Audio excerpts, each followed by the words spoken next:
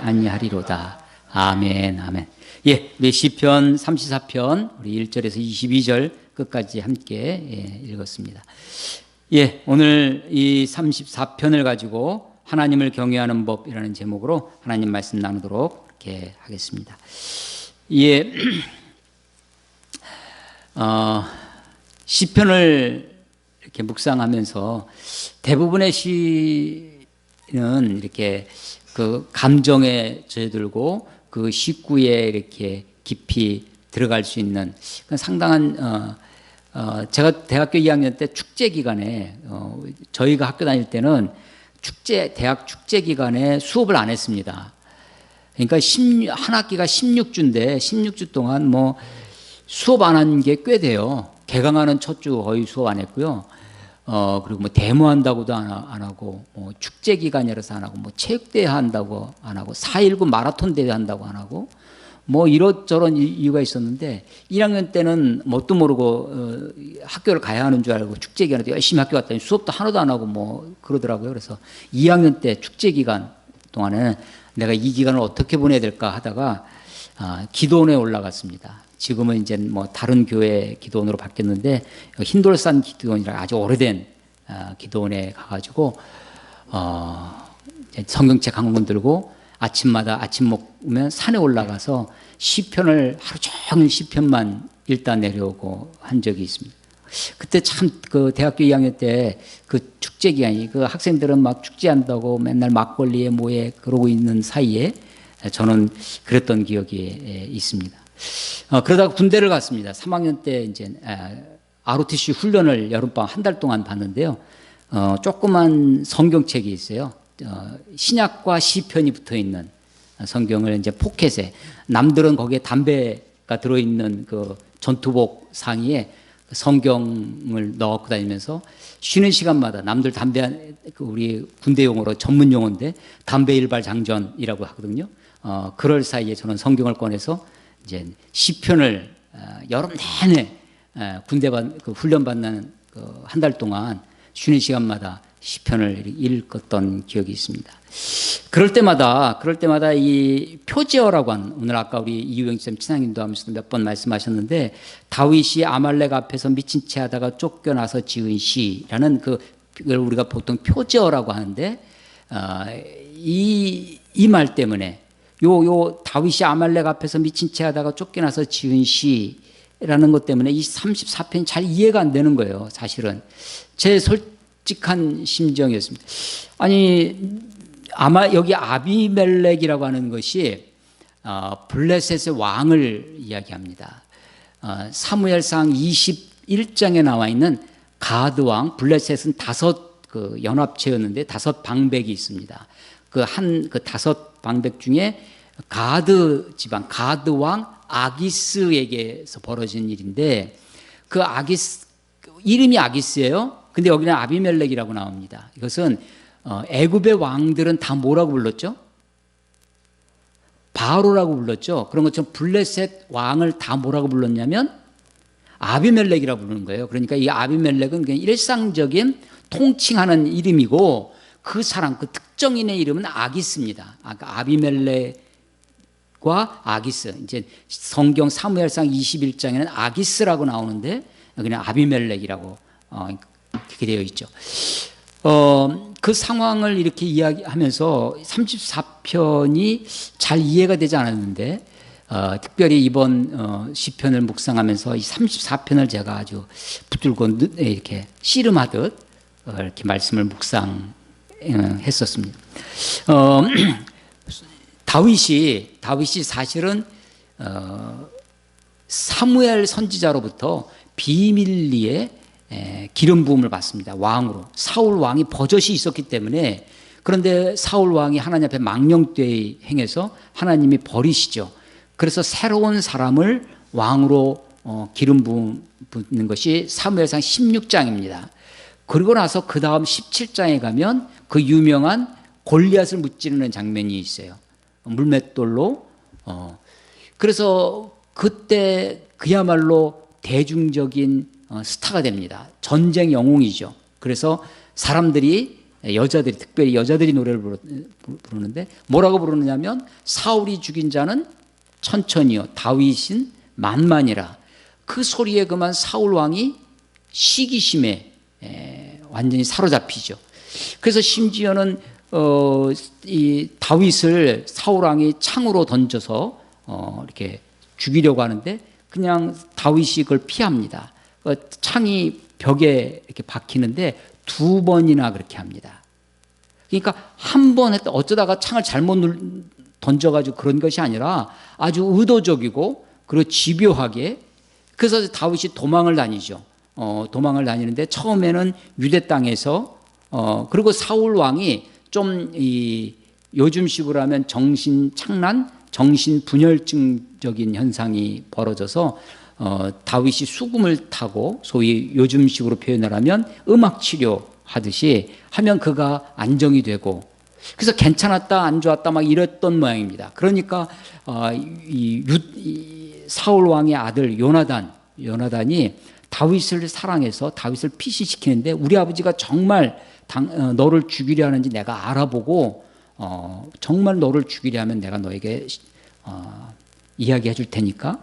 그래서 그런 과정들이 18장, 19장, 20장까지 계속해서 이야기되어집니다. 그래서 결국은 요나단에 의해서 자기 아버지 사울이 다윗을 죽이려 한다는 것을 알게 되죠. 그리고 이제 요나단이 축복해 주면서 도망가라고, 하나님이 너를 지키실 것이라고 하면서 다윗을 도망가게 합니다. 본격적인 망명이 시작하는 것이 21장이에요. 근데 그 사무엘상 21장 첫 번째 이야기가 뭐냐면 허겁지겁 도망 다니다가 놉이라는 지역에 갑니다. 그 놉 땅에 제사장이 있었어요. 아히멜렉, 이 블레셋 왕 아비멜렉이 아니라 아히멜렉이라고 하는 제사장이 있었는데 제사장한테 갑니다. 가가지고 다윗이 먹을 것을 좀 달라고 그래요. 그랬더니 제사장이 지금 먹을 것이 하나도 없는데 하나님의 성소에 바쳤던 우리가 진설병이라고 하는데 거룩한 떡이라고 합니다. 그 떡밖에 없다. 그런데 네가 성결하면 이것을 먹어도 좋다 해서 그 떡을 받아서 먹습니다. 그 떡을 가져가고요. 그리고 또 이야기를 합니다. 내가 급하게 오느라 이게 다윗이 거짓말을 한 거죠. 사울 왕을 피해서 오는 것이 아니라 피해서 온 건데 왕의 특별한 아주 급한 명령으로 급하게 와서 먹을 것도 준비하지 못하고 무기도 없다는 거예요. 그래서 여기에 뭐 무기가 있냐 그랬더니 바로 그 골리앗을 무찔렀을 때 골리앗의 칼이 있다. 그럼 그것을 이 전쟁의 영웅이니까 이 제사장이 그것을 먹을 것을 주고 그리고 무기를 줍니다. 근데 그때 그 성소에 그 제사장의 성소에 누가 있었냐면 사울 왕의 마구간지기 말을 지키는 도액이라고 하는 에돔 사람이 있었습니다. 그거를 지켜보고 있었죠. 나중에는요 이 사울 왕이 왜 다윗을 너희들이 잡아오지 않고 죽이지 않느냐고 막 다구치고 하니까 도액이 이야기합니다. 내가 그때 제사장 그때 거기서 이 다윗을 보았노라고. 그 사울 왕이요 이 제사장한테 와서 제사장 가정을 제사장 아히멜렉과 그의 자식들 85명을 도살을 합니다. 살육을 하죠. 집단 살육을 합니다. 85명을. 그때 아들 중 한 명 아비아달이라고 하는 사람이 도망쳐서 도망하고 있는 다윗에게 와서 그 얘기를 다 전해주는데 그때 다윗이 뭐라고 하냐면 내 탓이라고 막 하는 거예요. 다윗이 도망을 가는데 지금 제사장한테 와서 첫 번째 하는 게 물론 다윗이 아주 군박한 아주 위급한 상황에 있긴 했지만 다윗이 사실은 거짓을 이야기했던 거죠. 그래서 그의 제사장 자기를 도와줬던 식량과 무기를 공급해줬던 그 제사장 가정이 85명이나 죽임을 당하는 일이 벌어집니다. 그 제사장한테 나와서 그 다음에 간 곳이 있냐면 아무래도 유대 땅에 있으면 사울 왕의 추격을 받을 것 같으니까 바로 간 곳이 어디냐면 블레셋 땅입니다. 그래서 가드왕 아기스한테 가는데 이 블레셋 땅에 가니까 블레셋 사람들이 알아본 거예요. 요즘처럼요, 다윗이 골리앗을 무찔렀다라는 소문은 사람들의 입으로 소위 그렇게 전해졌지만 다윗이 누군지 얼굴을 아는 사람은 그렇게 많지 않았습니다. 왜냐하면 요즘 인터넷이나 신문이나 TV나 이래서 우리는 다 사진을 보지만 고대는 그럴 수 없었으니까. 근데 사무엘상 10장에 가면요, 이제 21장 10절에 가면 그 아기스 왕에게 블레셋에 도피했던 이야기가 실리는데, 그 아기스 왕의 신하들이 이렇게 얘기를 해요. 이 사람은 이 다윗을 붙잡아 갖고 온 거예요. 블레셋 땅으로 도망온 다윗을 붙잡아다가 이 사람은 그 땅의 왕 다윗이 아니니까 사울이 죽인 자는 천천히요 다윗이 죽인 자는 만만이라고 했던 그 사람이 아닙니까? 라고 이야기를 합니다.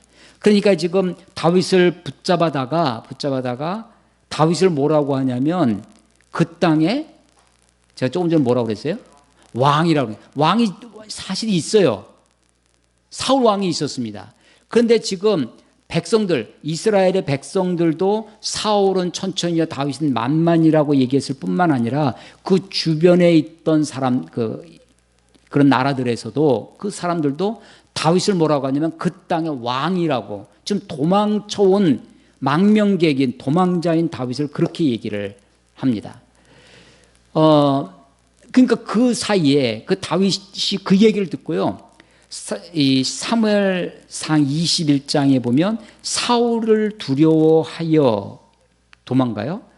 아기스 왕 앞에 아기스를 두려워하여 21장 13절에 가면 그의 행동을 변하여 미친 채 하고 침이 그 수염에 흘러났다, 이런 표현이 있어요. 여러분 침 흘려 보셨습니까? 여러분 잠자다가 침 흘리는 사람 간혹 있는데 얼마나 침을 흘리면 그 수염에 침이 질질 흘리도록, 아마 여러분 한 10분 정도 이 입을 벌리고 한번 있어 보십시오. 침이 그렇게 나오겠어요? 그런데 얼마나 그가 대문짝을 막 극적거리고 이 다윗의 미친 그 장면을 묘사하는 거예요. 21장 13절에 그들 앞에서 그의 행동을 변하여, 자 다윗이 하는 얘기예요. 그의 행동을 변하여 미친 채 하고 대문짝에 그적거리며 침을 수염에 흘리며, 그 광경을 보니까 아니 이런 미치광이를 왜 데리고 왔냐 하면서 쫓아버리는 거야. 아비멜렉 이 왕이, 아기스 왕이 다윗을 쫓아버립니다. 그러니까 죽일 가치도 없는 그런 존재로 다윗을 봤다는 거예요. 그런데 이때요, 우리말 성경에 이제 행동을 변하여 21장 13절, 사무엘상 23장 13절이에요. 그의 행동을 변하여 미친 채 하여, 이렇게 돼 있어요. 행동을 변하여, 이 행동이라는 단어가 타암이라고 하는 히브리어인데 이게 뭐냐면 맛이라는 맛이 변하여, 우린 좋게 얘기하면 이거 맛이 변했다. 조금 더 이렇게 좀 거칠게 말하면 모르겠어요. 맛이 같다는 거죠. 맛이 같다. 그러니까 행동이 변했다라는 게 맛이 같다는 거예요. 맛이 같다는 거예요. 그런데 그리고 나서 이 시편 34편 8절을 보면 너희는 여호와의 선하심을 어떻게 알아라? 맛보아할지어다, 이렇게 다윗이 노래해요. 그 맛보아라는 단어랑 아까 제가 행동이 변해, 사무엘상의 그 단어가 같은 단어예요. 행동을 변해서 미친 척했다라고 했는데 맛이 변해요, 이런 거예요.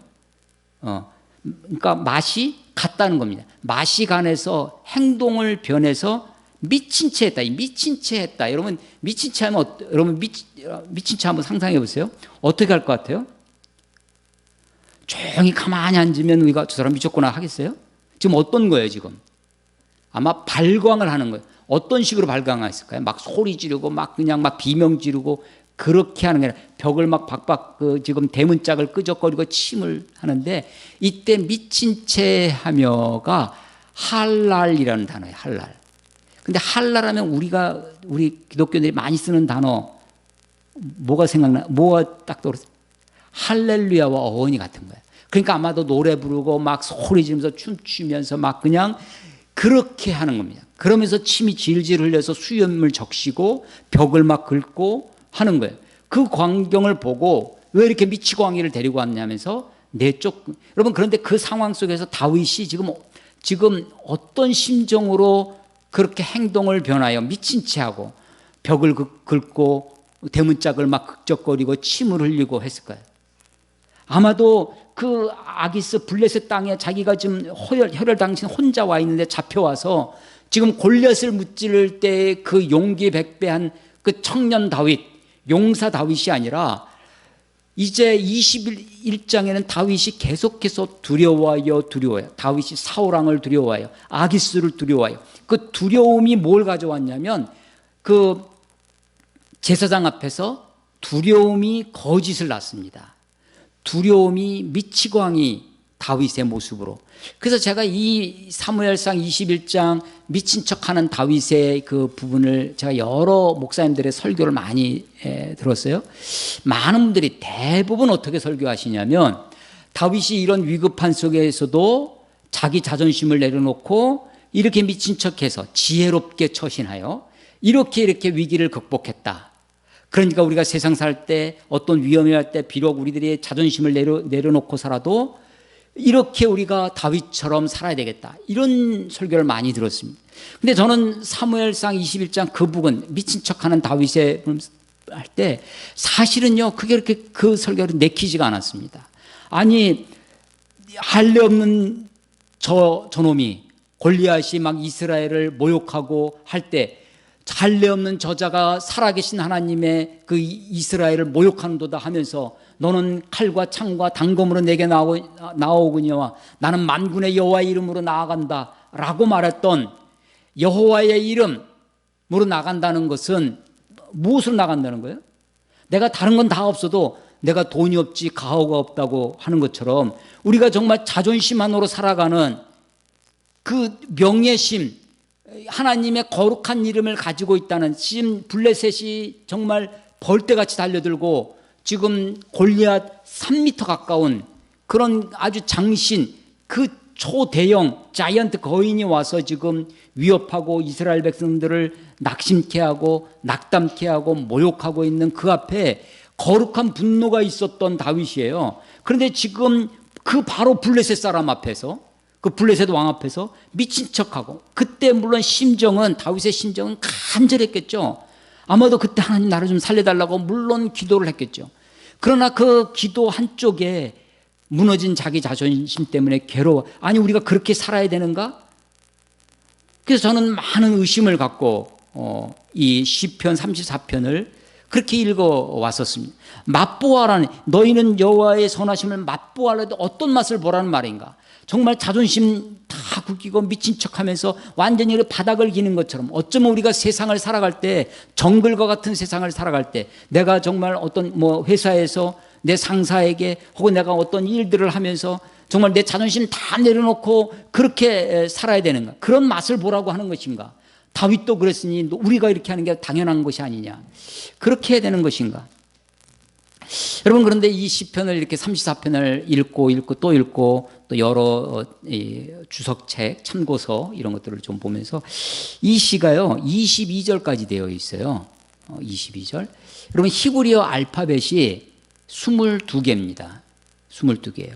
그래서 이 시는요 아주 특별한 시인데, 우리식으로 하면 기역, 가나, 다라, 기역, 니은, 디귿, 리을 14개의 닷소리가 있으면 가나안으로 가다가 나무 밑에서 다 함께 모여 가나다, 이렇게 첫 글자를 음가를 맞추는 거예요. 영어식으로 A, B, C, D, E 하면 첫 줄은 A로 시작하는 문자, 두 번째는 B로 시작하는 문자. 히브리어 알파벳이 22개인데 이 시는 알렙, 베텔, 김멜이라고 하는 히브리어 알파벳 순서대로 그렇게 시작하는 시입니다. A서부터 Z까지 그렇게 써 있어요. 이렇게 쓰려면, 시를 쓰려면요, 지금 아기스 왕 앞에서, 죽음의 위협 앞에서 간절히 하나님 내가 나를 살려주십시오 하면서 그냥 온갖 힘을 다해서 미친 척 다 하고 침을 막 바르서 막 벽을 긁고 미친 모처럼 막 소리 지르면서 할랄 하듯이 막 그렇게 해서 너 나가버려 하고 쫓아버려서 나왔을 때 살았구나. 그 순간 막 쓰면, 쫓겨나자마자 막 시를 쓰면, 그런데 이 다윗의 천재적인 시성이 A부터 Z까지 쫙쫙쫙쫙쫙 시가 쓰였더라. 그렇지는 않았을 것이라는 거예요. 그래서 저는 이 시가 물론 표제어는 이렇게 되어 있지만 그게 깊은 다윗의 마음의 상처로 남아 있어서 오랫동안 이 상황을 묵상하고 그 상황 속에서 정돈된 시, 그 자기의 과거의 삶, 과거의 일이 잘 아주 정돈되어서 이렇게 시가 쓰여졌다라고 생각하는 겁니다. 그래서 이런 시를 뭐라고 하냐면요, 답관체라고 합니다. 답은 이렇게 답보하다, 답사하다, 이제 밟는 거잖아요. 관은 머리에 씌울 관입니다. 그러니까 A, B, C, D 그 줄에 제일 앞에 머리에다가 그 관을 씌우는데 그걸 하나하나 A, B, C, D, E 하나씩 밟아 나가듯이, 그래서 답관체라고 하는 건데요. 이 답관체로 유명한 시가 시편 119편입니다. 시편에서 가장 긴 시인데요. 그것은 8개, A로 시작하는 게 8절이 있어요. B로 시작하는 게 8개 있고 C로 시작하는 8개의 절수가 22개 있습니다. 그래서 이 가장 긴 시가 답관체 시편 25편, 시편 34편, 시편 119편 아주 전형적인 답관체시고, 어떤 거는 한 9절, 10절 정도만 A, B, C, D, E, F, G 하다가 그 뒤에는 희지부지 없어졌어요. 그러니까 부분적으로 답관의 형식을 하는. 그런데 이 34편은 22개 답관체로 되어 있습니다. 그러니까 이 시는 아주 잘 정돈된 시다. 그러니까 쫓겨나자마자 그 격정을 가지고 그냥 쓴 것이 아니라 자기가 그 높당에서 제사장에게 거짓말해서 먹을 것 얻고 무기 얻고, 그런데 그것 때문에 그의 일가족 85명이 다 죽는 것을 경험하고, 자기가 막 블레셋에게 그렇게 골리앗을 무찌르면서 이 할례 없는 백성이 사시는 여호와 하나님의 이름을 망령띠 일건다고 하는 그 블레셋 땅으로 기어들어가서 미친 척하면서 수염에 침을 흘리면서 했던 그 자기의 삶을 돌이켜보면서 그것을 정리하고 쓴 시다라고 생각하는 거죠. 그래서 이 시는요, 이 신을 분류하기는 그냥 찬양시 이렇게 되어 있습니다. 그래서 1절, 2절, 3절이 찬양이에요. 내가 여호와를 항상 송축하며 내 입술로 항상 주를 찬양하리다. 내 영혼이 주를 자랑하리. 자랑도 이것도 찬양의 일종이죠. 뭐라고 찬양하냐면 3절, 나와 함께 우리 다 같이 찬양합시다. 뭐라고? 여호와를 광대하시다. 하나님은 광대하시다라고 다 함께 찬양합시다. 3절, 함께 그의 이름을 높이세요. 그래서 이 시는 분류상은 찬양시, 어떤 찬양시냐면 공개적으로 찬양하는 선포적 찬양시, 이렇게 우리가 보통 이야기하는 거예요. 그런데 저는 이 시를 읽다가 18절에 여호와는 마음이 상한 자를 가까이 하시고 충심으로 통회하는 자를 구원하시는도다. 다윗은요, 이 시편 33이 정말로 충심으로 통회한 시다. 충심으로 통회한다. 충심하면 여러분 어떤 생각이 나세요? 충심? 어떤 마음 같아요? 충심? 우리는 흔히 충성심 같죠? 그 충성심이 아닙니다. 이 충심은 충자인데 그냥 중심을 강조할 때 충심이라고 합니다. 충정을 다. 그래서 이 충자가 가운데 충자예요. 가운데 충자. 아주, 그런데 정말 내 마음속 깊은 곳에 충심으로, 진정으로, 그런데 어떻게? 통회하는 거예요. 통회는 뭐죠? 통회는 뭘까요? 통회. 이 통자는 앞을 통자입니다. 그래서 정말 찢어지듯 아픈 그 마음으로 회개할 때, 그게 통회하는 거예요, 통회하는. 근데 중심으로 통회하는 자를 하나님이 구원하시는 거예요. 다윗이요, 지금 미친 척하고 나오자마자, 살았구나. 구사일생. 그래서, 내가 말이야, 이걸 너무나 그냥 자랑하듯이, 내가 말이야, 그 의사, 그냥 순간적인 기지로 내가 미친 척하고 살아났어요. 이걸 막 뻐기듯 자랑하듯 간증하고 막 하는 게 아닙니다. 다윗은요, 이걸 어떻게 생각해요? 정말 부끄럽게 생각하는 겁니다. 정말 가슴 아프게 생각하는 거예요. 정말 통회하는 거예요. 그래서 이 시는 깊은 반성과 성찰에서 나온 시다. 그래서 잘 정돈된 시다. 그 잘 정돈된 것이 22개의 알파벳 순서대로 답관체로 쓰여졌다라고 하는 것입니다. 1절부터 3절까지 찬양을 이야기합니다. 4절부터 6절까지 기도를 이야기해요. 내가 여호와께 간구하며 내게 응답하시고 내 모든 두려움에서 나를 건지셨도다. 다윗을 어디서 건지셨다고 그래요? 두려움에서. 그래서 그 사무엘상 21장에 다윗은 어디에 사로잡혀 있었냐면 두려움에 사로잡혀 있습니다. 사울 왕의 두려움, 아기스 왕의 두려움, 그래서 두려움이 거짓을 낳게 되고 두려움이 미친 척하게 하는 그런 모습을 낳게 되었다라고 하는 것이죠. 두려움에서 나를 건지셨도다.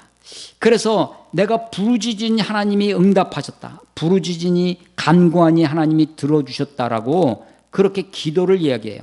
하나님이 나를 이 건지셨다라고 하는 것이 이 시의 깊은 배경입니다. 4절 보시면 4절 내가 여호와께 간구하며 내게 응답하시고 내 모든 두려움에 나를 건지셨도다. 7절 여호와의 천사가 주를 경외하는 자를 둘러 진치고 그들을 건지시는도다. 건지시는 거예요. 17절 의인이 부르짖음에 여호와께서 들으시고 그들의 모든 환난에서 건지셨도다. 19절 의인은 고난이 많으나 여호와께서 그 모든 고난에서 건지시는도다. 건지시는 것, 구원하시는 거죠. 구원이 어떻게 나타나느냐? 34장 6절 이 곤고한 자가 부르짖음에 여호와께서 들으시고 그의 모든 환난에서 구원하셨도다. 18절 여호와는 마음이 상한 자를 가까이 하시고 충심으로 통회하는 자를 구원하시는도다. 하나님이 구원하시는 것, 건지시고 구원하셨다는 거예요. 그런데 건지시고 구원하실 때 이 사람이 한 일이 뭐냐면 하나님께 피하는 거예요. 피하는 거. 8절에 보시면요. 8절 너희는 여호와의 선하심을 맛보할지어다. 그에게 피하는 자는 복이 있도다. 그에게 피하는 자가 복이 있어요. 다윗이 그런데 사울 왕의 추격이 어디로 피했습니까? 처음에 제사장에게 피하고 두 번째 아기스 왕의 블레셋 땅으로 피하는 거예요. 어디로 자기가 피할 곳을 찾아가는 거예요.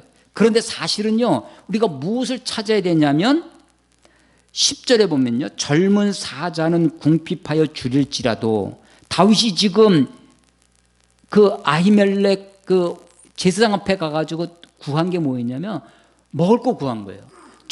실제로 정글의 사자 모든 걸 다 먹고 항상 배부를 것 같지만 사실은 이 사자도 굶주릴 때가 많이 있습니다.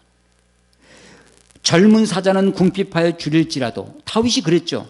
여호와를 찾는 자는 모든 좋은 것에서 부족함이 없으리로다. 여호와를 찾는 자. 여러분 지금 다윗이 뭘 찾아서 갔냐면 피할 곳을 찾아가는 거예요. 그런데 우리가 우리 경제인들, 세상 사람들이 뭐라냐면 돈을 쫓아가니까 돈이 도망갔다고 그렇죠. 근데 사람을 찾아가니까 사람을 얻고 사람을 구하니까 내가 하고 싶은 일, 그 일을 하니까 돈이 따라오더라 하는 얘기를. 자 보세요. 피할 곳을 찾아가니까 계속 거짓과 두려움과 위험과 계속 있는 거예요. 그런데 하나님을 찾아가면 하나님 안에 피할 곳이 있는 거예요. 피한다라고 하는 것이 시편에 아주 나오는 것 중에 아주 유명한 표현이 주의 날개 그늘 아래 피하는 자. 주의 날개 아래 피하는. 여러분 주의 날개는요. 제가 옛날에는 주의 날개 하면 나를 이렇게 품어줘. 암탉이 병아리를 품은 같이 아주 푸근하고 포근하고 안전하고 따뜻하고 부드럽고 이런 이미지가 있어요. 주의 날개 아래 그러면. 근데 가만히 그 구조를 이렇게 묵상하다 보니까 날개 그늘 아래 피하는 거예요. 여러분 독수리 날개 보세요. 독수리 날개가 이렇게 있는데 날개 그늘 아래에 있어요. 근데 독수리가 가만히 있으면 괜찮은데 날아가 버리는 거야. 그러면 내가 그늘 아래 피하려면 어떻게 해야 돼요? 내가 열심히 따라다녀야 돼요. 그러니까 주의 날개 그늘 아래 피하려면 보통 부지런하지 않으면 안 되는 겁니다. 뭘 쳐다보고 있어야 돼요? 그 날개를 쳐다보고 있어야 되죠. 그러니까요, 하나님을 찾으면, 하나님을 찾는 게 그냥 뭐 하다가 길거리에서 갑자기 돌부리에 부딪히고 저 봤더니 동전 하나가 떨어져 있어, 아 횡재했구나, 이렇게 찾는 게 아닙니다. 하나님을 찾으려면 열심히 부지런히 찾아야 되는 거예요. 부지런히. 그럴 때 하나님을 찾는 자에게 부족함이 없다라고 하는 거죠. 하나님을 찾아서 하나님을 찾아갔더니 거기에 뭐가 있냐면 피난처가 있는 거예요. 주를 찾는 자, 그에게 피하는 자. 하나님이 그를 건지시고 그를 구원해 주신다라고 하는 것이죠. 오늘 설교 제목이 하나님을 경외하는 법입니다. 법. 11절에 너희 자녀들아 와서 내 말을 들으라. 내가 여호와를 경외하는 법을 너희에게 가르치리라. 하나님을 경외하는 법. 이 9절에 너희 성도들아 여호와를 경외하라. 그를 경외하는 자에게는 부족함이 없으리라. 부족함이 없다는 것이 9절에 한번 나오고 10절에 나와요. 그를 경외하는 자에게 부족함이 없습니다. 10절에는 여호와를 찾는 자는 모든 좋은 곳에 부족함이 없어요. 부족함이 없다 하면 여러분 뭐가 생각나세요? 어떤 구절이? 다윗의 유명한 시. 여호와는 나의 목자시니 내게 부족함이 없으리로다 라고 하는 것이죠. 이 시가 미친 척하다가 쫓겨나자마자 구사일생을 살아나서 그냥 살아났다고는 안도감에서 막 쓴 것이 아니라 돌이켜보고 내가 왜 이렇게 비참한 생이 됐는지, 내가 이런 상황이 됐는지를 참회하면서 쓴 시다. 저는 그렇게 생각하는 겁니다. 그래서 모티브가 18절에 충심으로 통회하는 그 마음으로 쓴 것인데, 통회하자마자 나 때문에 그 수많은 제사장 가정이 다 죽임을 당하고 하나님의 명예가 이 땅에 떨어지고 그런 것을 막 통회하는 것으로만 끝나는 것이 아니라 내 잘못이구나 하면서 막 슬퍼하고 괴로워하는 것으로만 끝나는 것이 아니라 내가 왜 그런 삶을 살았는지, 내가 왜 그런 처지가 되었는지, 그런 상황이 되었는지. 물론 우리가 어떻게 하다 보니까 블레셋에 와 있어요. 그런 위급한 상황 속에서 미친 척을 해서라도 살아나는 것이 어쩌면 선한 일일 수 있습니다. 그런데 성경 기자는, 제가 보기에는 왜 다윗이 블레셋 땅까지 가게 되었는가. 그래서 그 다음에 블레셋 땅에서 나와서 어디로 가냐면 아둘람 굴로 가요. 유대 땅 아둘람 굴. 다윗 하면 아주 유명한 거죠. 그랬더니 사람들이 막 몰려듭니다.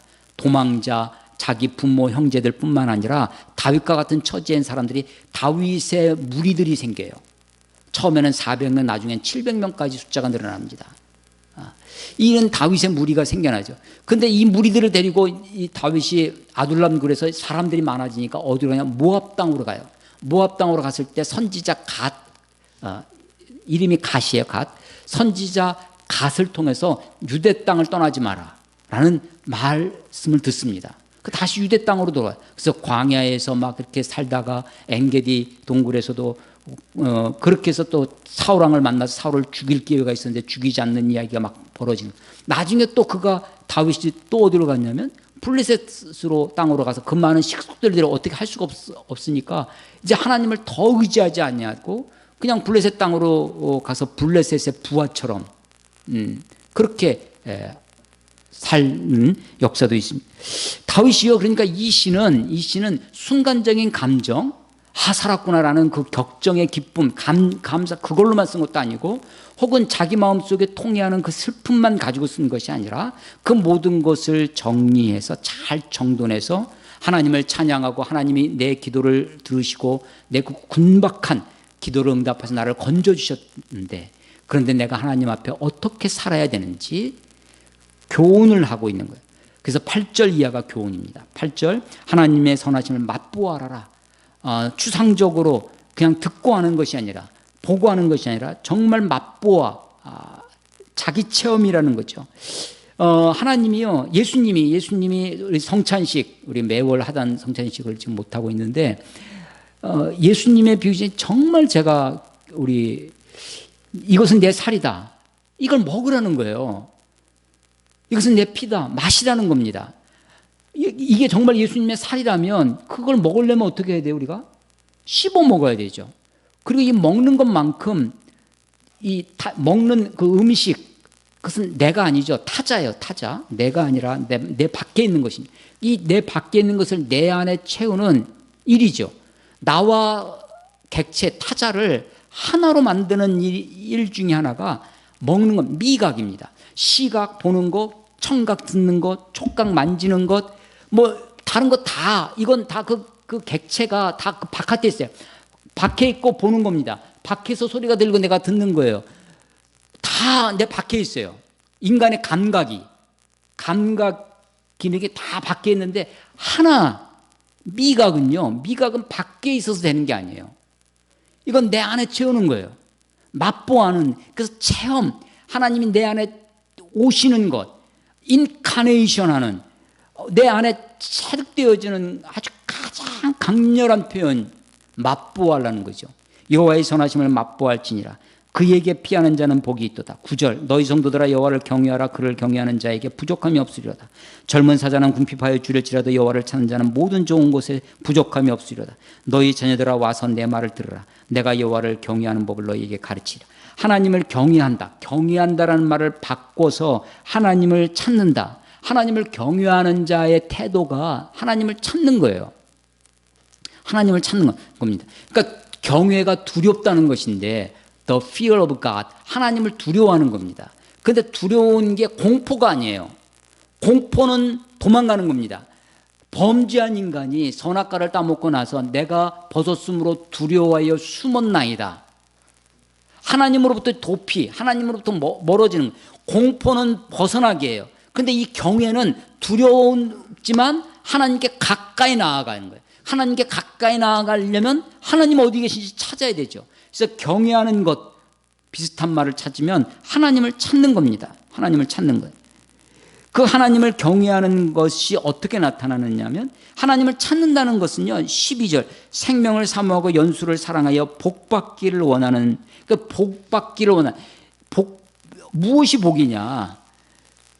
물질적인 복, 장수하고 경제적으로, 물질적으로 그것이 복이 아니라 좋은 것 중에 진짜 좋은 것. 여러분, 예수님이 이렇게 말씀하세요. 구하라 그러면 너희에게 주실 것이요, 찾으라 그럼 찾을 것이요, 문을 두드리면 문이 열릴 것이니 라고 하면서, 자식이 떡을 달라 하는데 돌을 줄 자가 어디 있고, 생선을 달라 하는데 뱀을 줄 자가 어디 있느냐. 하물며 너희들도 자식이 구하면 좋은 곳으로 줄 줄 알거든. 내 아버지께서 너에게 좋은 곳으로 주시리라. 이게 마태복음 말씀이에요. 근데 그 똑같은 말씀이 누가복음에 가면 생선을 달라 하는데 뱀을 줄 자가, 떡을 달라 하는데 돌을 줄 자가 어디 있느냐라고 하시면서, 아버지께서 너희에게 좋은 것을 뭐라고 하냐? 성령을 주시지 않겠느냐. 마태복음은 구하는 자에게 아버지께서 좋은 것을 주지 않겠느냐라고 했는데, 누가복음은 그 똑같은 문장을 좋은 것 대신에 뭘 썼다고요? 성령이에요. 그러니까 좋은 것 중에 좋은 게 뭐예요? 성령이죠. 물론 돈도 좋죠. 건강도 좋습니다. 좋은 지위 이런 것도 좋지만 그것은 잠시 있다가 없어지는 것이고, 그것은 궁극적으로 하나님이 우리에게 주시고자 하시는 진짜가 아닙니다. 그래서 좋은 것이 뭐냐? 복이 뭐냐? 복이 뭐냐? 하나님이죠. 복을 우리가 받기를 원하는데, 복 중에 복, 하나님입니다. 하나님을 찾는 거죠. 그래서 복 받기를 원하는 사람이 누구냐? 13절, 내 혀를 악에서 금하며 내 입술을 거짓말에서 금할지어다. 여러분, 이 13절을 가지고 아까 사울왕을 피해서 아히멜렉 그 제사장한테 가고, 또 아기스 그 가드왕한테 가서 미친 척하면서, 그 다윗이 계속해서 거짓말하고 계속해서 자기 자신을 완전히 자존심과 자기의 하나님의 거룩하신 모습을 땅에 떨어뜨리는 그런 모습을 우리가 상상해 볼 수 있습니다. 14절, 악을 버리고 선을 행하며 화평을 찾아 따를지어다. 자, 15절 16절은 이 병행인데요. 여호와의 눈은 의인을 향하시고, 16절, 여호와의 얼굴은 악을 행하는 자를 향하사. 하나님이요, 향하고 계세요. 하나님이 보고 계세요. 15절은 의인을 향한다는 거예요. 16절은 악인을 행하여. 그런데 15절이 의인이면 의인을 향하사, 그러면 16절도 악인을 향하사 하면 쉬울 텐데, 악인은 뭐 어떻게 돼 있어요? 악을 행하는 자예요. 여러분, 로마서 3장 23절에 모든 사람이 죄를 범하였음에 하나님의 영광에 이르지 못하더라. 하나님의 영광에 이르지 못하는 이유가 모든 사람이 죄인이어서입니까? 아니면 모든 사람이 죄를 범하여서입니까? 범하여서예요. 그래서 15절은 의인을 향하시는데 16절은 악을 행하는 자를 향하십니다. 의인을 향하시는 그분은 그의 귀를 그들의 부르짖음에 기울이세요. 귀를 기울인, 이건 한자라면 경청이라고 합니다. 기울 경자, 경향, 경도된. 하나님이요, 우리의 부르짖음을, 의인의 부르짖음을 귀 기울이셔 들으세요. 기울여. 악인은 악을 행하는 자를 향하사 그들의 자취를 땅에서, 그 발자취를 땅에서 끊으시려 하신다. 15, 16절이 병행구절이죠. 17절 의인이 부르짖음에 여호와께서 들으시고 그들의 모든 환난에서 건지셨도다. 이 17절은 4절과 병행구절입니다. 간구함에 응답하시고 부르짖음에 들으시고 건지시는 하나님이에요. 18절 여호와는 마음이 상한 자를 가까이 하시고 중심으로 통회하는 자를 구원하신다. 마음이 상한 자를 가까이 하세요. 골리앗을 무찌른 승리의 그 승리감에 도취되어 있는 전쟁 영웅 다윗과 가까이 하시는 것이 아닙니다. 누구하고 가까이 하시는 거예요? 마음이 상한 자를. 이 다윗이 마음이 상한 게, 여러분 우리는요 마음이 상한 자를 고치시는, 우리 찬양도 많이 있잖아요. 마음이 상한 다음에 우리는 어떤 생각 드십니까?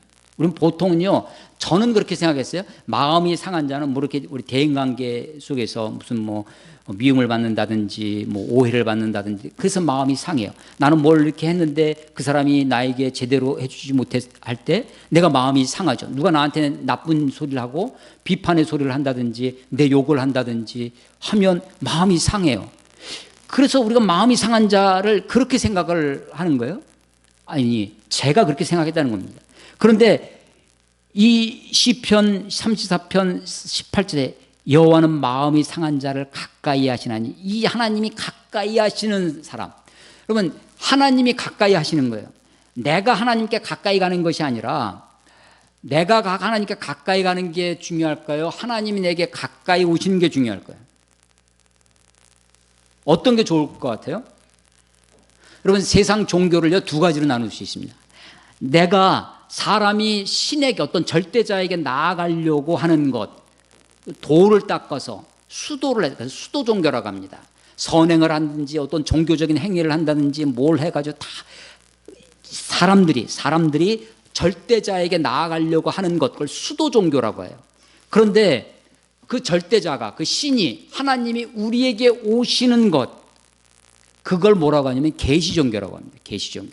기독교 아주 독특한 면이 있어요. 독특한 면. 불교는 우리가 불교의 인사 성불하십시오, 부처가 되라는 거예요. 어떻게? 해탈을 해서, 득도해서, 각해서, 깨달아서 부처가 되라는 겁니다. 그런데 우리는 부처가 될 수 없다는 거예요. 기독교는. 우리는 죄인이고 우리는 모든 사람이 죄를 범하여서 의인은 없나니 하나도 없고, 우리가 아무리 율법의 의를 행해도 하나님의 의를 얻을 수가 없는 사람입니다. 우리가 아무리 선을 해도, 우리가 아무리 돌을 닦고 아무리 뭘 해도 하나님께 갈 수 없는 존재라는 거예요. 하나님의 영광에 이르지 못해요. 이룰 수가 없습니다. 우리는 그걸 선언하는 게 기독교죠. 그래서 세상의 여타의 모든 종교는 수도 종교입니다. 물론 기독교 안에 수도적인 의미가 없다는 것이 아니에요. 우리도 수도를 해야 됩니다. 경건이 모든 것에 유익해요. 경건의 노력이 있어야 됩니다. 하나님이 이스라엘 백성들을 애굽에서 출애굽시켜서 어디까지 데리고 오셨냐면 시내산까지, 그 광야를 지나서 시내산까지 데리고 오셨어요. 시내산까지 와야 돼요. 그런데 가까이 가지만 시내산 정상에는 오를 수가 없었어요. 빽빽한 구름이 있어서 가까이 오면 죽을 수밖에. 하나님께 가까이 가지만 결국 하나님이 오셔야 돼요. 하나님 우리에게 오셔야 되는 거예요. 하나님 우리에게 가까이 오셔야 되는 거예요. 하나님이 그래서 마음이 상한 자를 가까이 하시는데, 이 마음이 상한 자는 우리가 대인관계에서 뭐 상처받고 뭐 미움받고 뭐 이런 것이 아니라 정말 통회하는 마음이 있어야 되는 거예요. 내가 하나님 없이 내 요령과 내 꾀로 제사장에게 거짓말하고 아기스왕 앞에 가가지고 미친 척하면서 내 요령으로 하나님께 피해야 되는데, 세상 가운데 피할 거는 거죠. 어려움이 생기니까 돈 많은 사람 찾아가고 권력 있는 사람 찾아가고 하면서 내 요령과 내 힘과 내 능력으로 피할 길을 찾는 거예요. 그래서 그런데 다윗은요, 그랬던 그 자신을 지금 통회하는 겁니다. 세상 속에서 피할 길을 찾았던, 사람에게서 피할 길을 찾았던, 내 요령과 내 거짓과 내 탐욕으로 그렇게 살았던 것을, 그래서 마음이 상한 거예요. 그러니까 이 마음이 상한 거는요, 정말 이 32편 1절에 우리 허물이 사함을 받고 자기 죄가 가려진 자는 복이 있도다라고 하는데, 그 하나님 앞에서 내 죄성을 깨닫고 하나님 없이 살았던, 하나님을 하나님으로 섬기지 않았던, 하나님을 나의 구원자로 나의 주님으로 하나님을 온전히 의지하지 못했던 그것을 통회할 때 생기는 상한 마음입니다. 마음이 상한 자를 하나님이 가까이 하세요. 중심으로 통회하는 자를 구원하십니다. 19절, 의인은 고난이 많으나 여호와께서 그 모든 고난에서 건지시는도다. 그래서 이 의인은요, 죄가 없는 사람이 아니라 마음이 상해서 하나님을 찾아 중심에 통회한 자가 의인이라는 거죠. 20절, 그의 모든 뼈를 보호하시며 그 중에서 하나도 꺾이지 않았다. 그 뼈 중에 하나도 꺾이지 않았다. 다윗이요, 정말로 이 뼈가 으스러지는 것도 아주 극박한 상황 속에서도 하나님이 다윗을 그 사이에서도 지켜주셨습니다. 뼈가 하나도 상하지 않게 그를 인도해 주셨어요. 그런데 이것이 나중에 다윗 시대부터 약 2800여 년 후에 예수님이 십자가에 달릴 때 강도들을, 양쪽에 있는 강도들이 죽은 것을 확인하고 그들의 뼈를 부러뜨렸는데, 예수님은 보니까 이미 죽었어요. 그래서 한 번 더 확인하기 위해서 옆구리에 창을 찔렀더니 물과 피가 쏟아져서 그의 다리를 꺾지 아니었습니다. 예수님의 다리를 또 꺾지 않았는데, 그때 요한복음 19장에 이는 그의 뼈를 하나도 꺾지 아니하시리라라는 말씀을 응하게 하려면, 그러니까 이게 누구에게 적용되냐면 예수 그리스도의 십자가상에서 이루어지는 겁니다. 그러니까 다윗이요, 지금 미친 채가 갑자기 쫓겨나서 거기서 막 격정을 가지고 쓴 시가 아니라 그의 삶을 돌이켜보고 그가 살아온 것을 돌이켜보면서 하나님 앞에 정말 통회하고 정말 자기 반성과 성찰 위에 그것을 잘 정리해서 찬양과 기도와 그리고 이 시를 읽는 사람들에게 교훈하는 말로 그렇게 이야기로 이 시를 쓰고 있는 것이다 라고 하는 것입니다. 하나님께 가까이 하는 것이 내게 복이라. 이게 시편 73편 28절에 있는 말씀입니다. 하나님께 가까이 하는, 하나님께 우리가 시내산이 애굽에서 나와서 홍해를 건너 광야를 건너 시내산까지 오는 노력들이 이스라엘 백성들 가운데 있었습니다.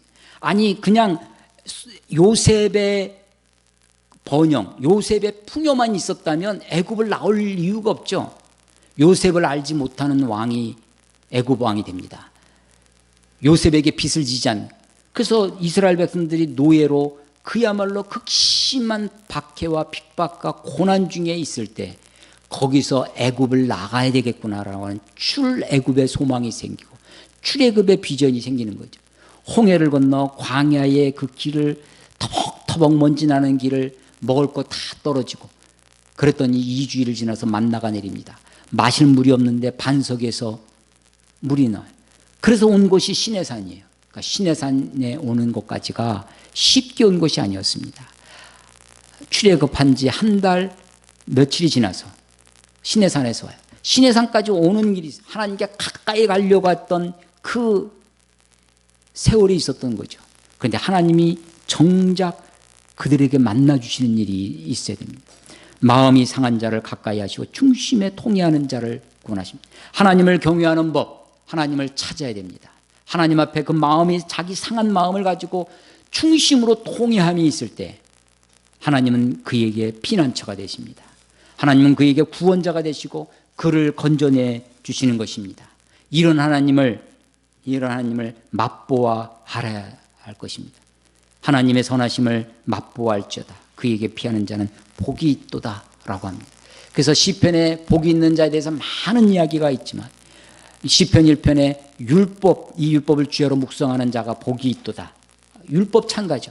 그런데 그런 것들을 내가 내 삶으로 체험하고 맛보아서 주님의 선하심, 주님의 광대하심을 찬양하고 그분께 피하는 자, 그분을 참으로 경외하는 자, 하나님을 찾는 저와 여러분이 되시기를 주의 이름으로 축원합니다. 기도하겠습니다. 하나님, 은혜를 감사합니다. 하나님, 우리가 세상을 살아가면서 이런저런 우리를 두렵게 하고 우리를 떨게 하는